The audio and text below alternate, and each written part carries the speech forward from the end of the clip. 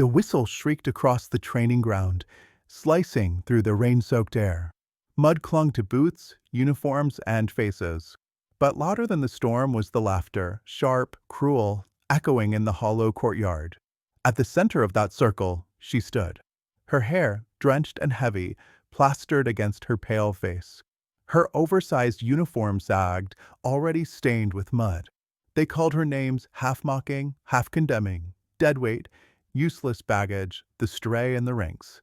I remember the first time my eyes met hers. Not the gaze of a soldier ready for war. No pride, no fire, only silence, unyielding, unsettling silence. She did not fight back. She did not plead. She simply absorbed every word as if they belonged to her. Look at her, she can't even march in step, one recruit sneered. She thinks this place is for sightseeing, another chimed in. The circle tightened, voices rising, a pack of wolves testing the weak. In the army, one slow step can cost a squad their lives. And today, she was the step too slow, the burden they did not want to carry. I wanted to say something, wanted to cut through the jeers. But my voice caught in my throat. Like her, I kept silent. Perhaps because I, too, was asking the same question. Who is she? And why is she here? A commanding officer approached, his words as cold and sharp as steel. You don't deserve that uniform. If you can't carry it, take it off right now. We do not need dead weight here. The words dropped like a blade, splitting the air in two. The circle of recruits erupted with harsher laughter. She lowered her head. Her fists clenched, nails digging deep enough into her palms to draw blood. And yet she said nothing. You might think she was broken, that she was too fragile for a world that feeds on fire and fury. But in that silence, I caught something else. Not weakness.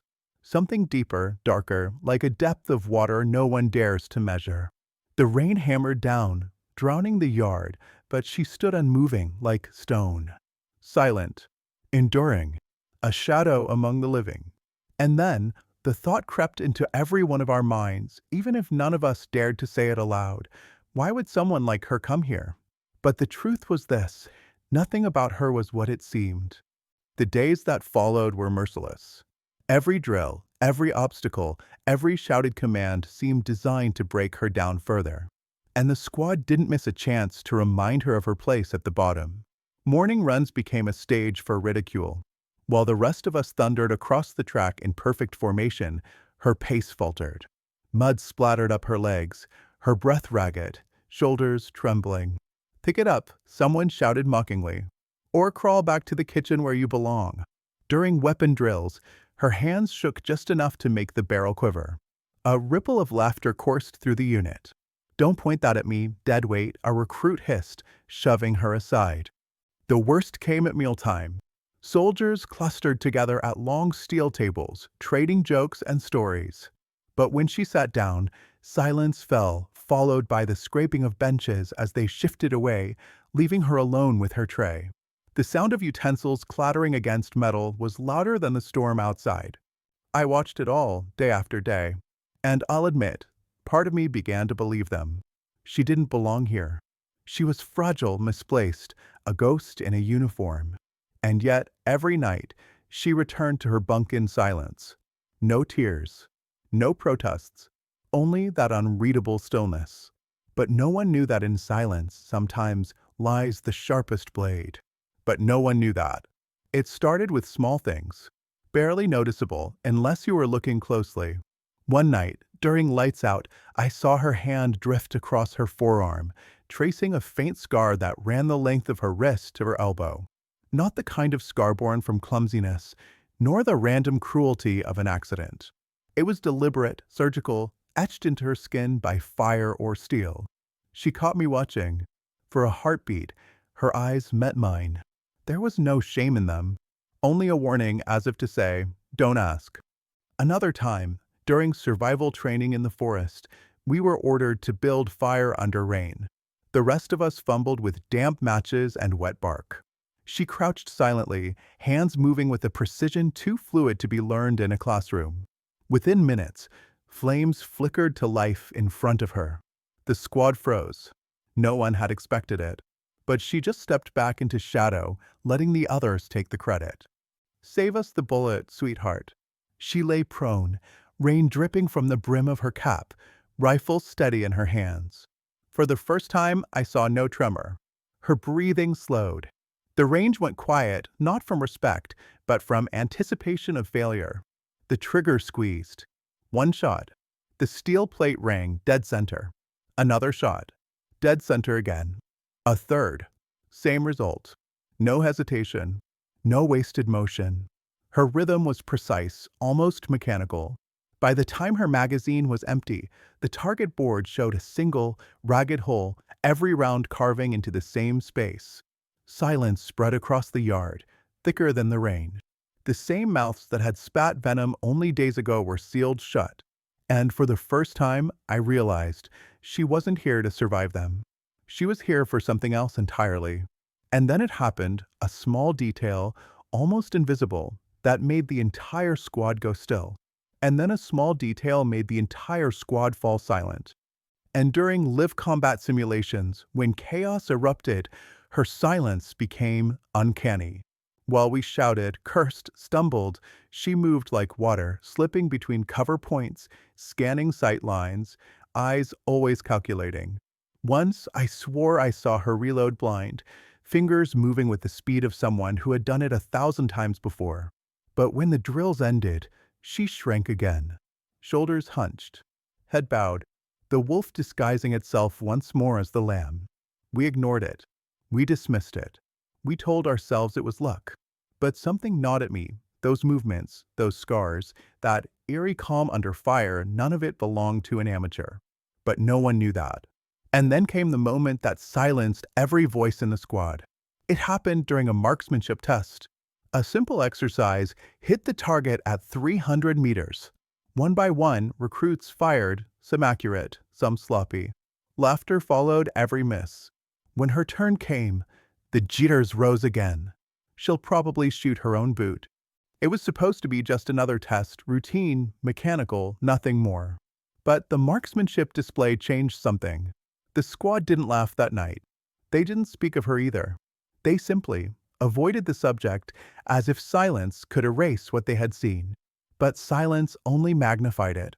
The next morning, I noticed her differently. She wasn't limping anymore. Her steps were deliberate, shoulders squared. She no longer trailed at the edge of formation, she moved with it. Her eyes, once downcast, now scanned the horizon with a cold steadiness. The squad began to sense it too, though no one admitted it. And then, in the weeks that followed, her mask began to slip. During hand-to-hand drills, when paired against the largest recruit, a brute who had mocked her more than anyone, she was expected to be flattened in seconds. He lunged, overconfident, his fists heavy.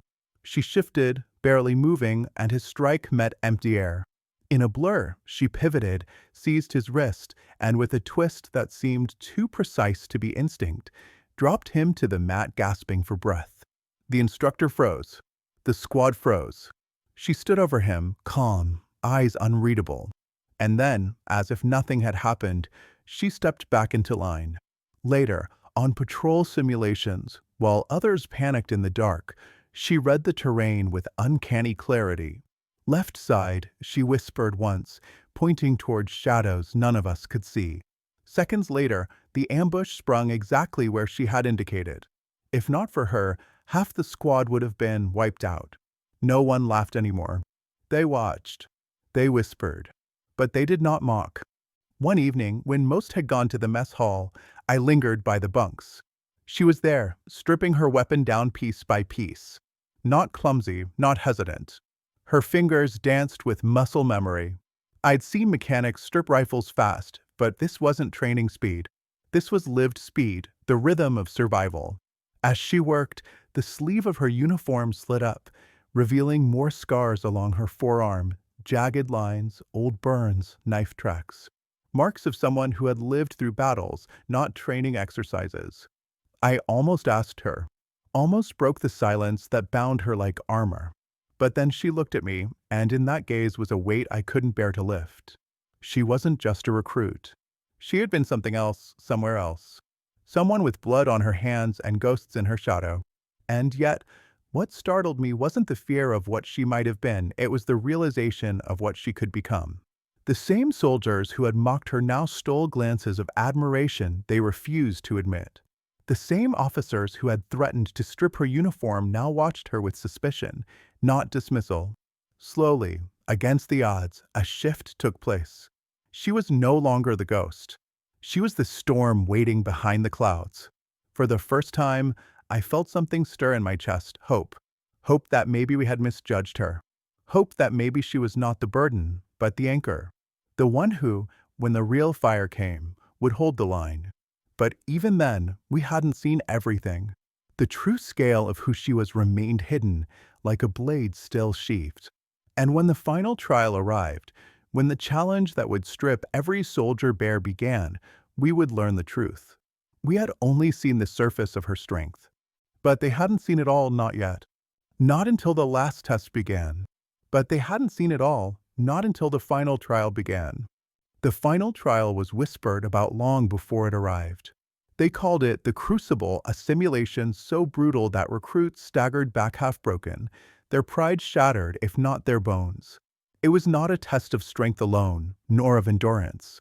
It was a descent into chaos, designed to strip every soldier of illusion until only their true self remained. The day began before dawn, with a sky the color of steel. The air carried the scent of rain and cordite. We were herded into armored transports, weapons slung, helmets strapped. No one spoke. Every man and woman there understood. This was the day that would decide whether we walked forward as soldiers or crawled back as failures. When the doors clanged open, the world outside was fire and thunder. Smoke hung low, obscuring vision. Explosions punctured the air, deafening and relentless. We spilled into the mud, disoriented, our ears ringing. The simulation had begun. Enemy fire cracked from unseen positions. Figures in dark fatigues swept through the haze, weapons blazing. Recruits panicked, scattering, shouting contradictory orders. It was chaos, exactly what the instructors wanted. I remember the sting of fear at the back of my throat, the realization that training drills had not prepared us for this storm. And then I saw her. While the rest of us floundered, she moved with terrifying clarity. She slid into cover, her eyes scanning, tracking muzzle flashes in the smoke. Her rifle rose and spoke with surgical precision, each burst silencing an enemy shape. She didn't waste bullets, didn't shout commands. She simply acted, and the tide shifted around her. When one of the larger recruits, the same brute who had mocked her endlessly, was pinned by fire, she darted out, low and fast. He screamed at her to stay back, but she ignored him, dragging his heavy frame into cover as bullets chewed the dirt around them. The disbelief on his face when she saved him was more piercing than any gunshot. The rest of us tried to regroup, but the enemy pressed harder. Mortar fire shook the ground, collapsing a barricade onto two trapped soldiers. Panic flared again. Officers barked orders over the comms, their voices ragged. And yet, before command could even decide, she was already moving. I watched her sprint into the storm, her silhouette illuminated by flashes of fire. She reached the wreckage, dropped her weapon, and clawed at the debris with her bare hands. Blood slicked her knuckles, but she didn't stop. With a strength I couldn't reconcile with her slight frame, she heaved the slab aside and dragged the recruits free. Both of them stared at her as if seeing her for the first time. The squad that had laughed at her now stumbled after her, following instinct more than orders. She became the axis around which the chaos spun. When she pointed, we moved. When she fired, we advanced. The enemy force closed in, desperate to crush us before we rallied. It became a brawl of smoke and steel, close quarters, brutal. I saw her there too, not just surviving but dominating. A knife flashed in her hand, faster than the eye could track. One opponent went down, then another. Her movements weren't rehearsed, they were born of experience, the fluidity of someone who had fought for her life before we had even known what fear was. The instructors watched from their towers, their faces inscrutable, but I knew they were seeing it too. This wasn't a recruit being tested. This was a soldier revealing the truth. At one point, Pinned down in a collapsed trench, I caught sight of her crouched beside me. Her eyes met mine not with softness, but with steel. She nodded once, as if to say, "Stand with me." And for the first time since the beginning of training, I believed we could. Together, we surged. She led the charge into the enemy's nest, moving like a shadow cutting through fire. I followed, others too. The enemy broke under the force of it, their simulated resistance crumbling until the battlefield fell silent, save for the crackle of burning wreckage. When it ended, we stood in a ruined yard littered with smoke grenades and shattered obstacles. My chest heaved, lungs raw. Around me, recruits bent double, exhausted. And in the center of it all stood her rifle lowered, face streaked with dirt and blood, yet unshaken. No one spoke. No one dared. The same mouths that had mocked her were sealed shut by awe. The brute she had dragged to safety stood rigid, his eyes wide, shame written across his face. One by one, soldiers straightened, looking to her not with scorn, but with something else, something heavier. Respect. In that moment, the truth settled over us like the falling ash. She was not weak. She was not misplaced. She was the storm we had failed to see until it broke over us. And as the silence stretched, the question echoed louder than any explosion. After this moment, who would ever dare call her weak again? The smoke cleared slowly, like a curtain drawn back after a brutal play. Around us, the field was scarred, the air heavy with the stench of gunpowder and sweat. We stood scattered, broken in body, but not in spirit. And at the center of it all, she remained upright, silent, steady. The instructors descended from their towers, boots crunching against the gravel. Their eyes swept over us, cataloging every wound, every trembling stance. Then their gaze landed on her. For the first time, I saw hesitation on the faces of men who had trained warriors for decades. They didn't scold. They didn't question. They simply watched, as if they, too, had witnessed something they could not explain. The squad gathered, slowly, almost unwillingly, around her. Not in defiance, not in mockery. In acknowledgement. The brute she had dragged from death's door approached, his usual sneer gone. He paused, uncertain, then did something none of us expected. He straightened, raised his hand, and offered her a salute. It was clumsy at first, awkward in its sincerity. But then another followed, and another, until the entire squad stood there, battered and bruised, raising their hands to the one they had once called deadweight. She didn't bask in it. She didn't smile, or gloat, or remind them of their cruelty. She simply returned the salute with the same quiet strength she had carried since the beginning. No words were needed. The silence itself had become her language, and we understood it now.